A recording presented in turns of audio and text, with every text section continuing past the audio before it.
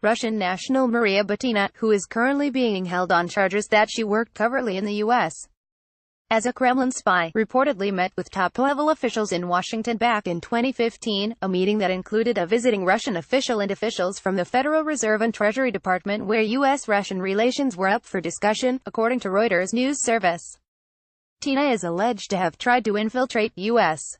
political organizations on behalf of a high-ranking Russian official over several years in Washington. Reuters, citing several people familiar with the meetings, reported Sunday that Butina, along with Putin ally and Russian Central Bank Deputy Governor Alexander Torshin, had two meetings, one with former Federal Reserve Vice Chairman Stanley Fischer and the other with Nathan Sheets, who was the Treasury Undersecretary for International Affairs, to talk about U.S.-Russian economic relations during the Obama administration.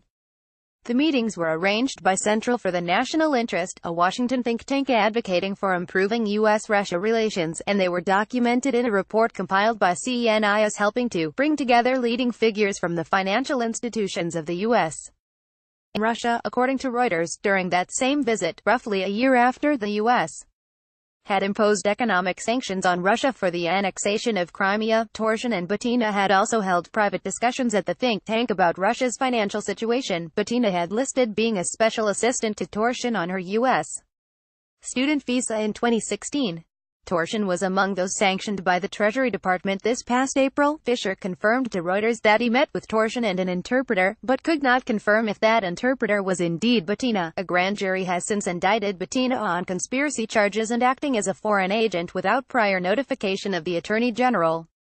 She's also being accused of using sex and deception to forge connections in the U.S. political world. Her attorneys maintain that Butina was not a spy and that she has been cooperating with the federal government. She is currently being held in jail until her trial.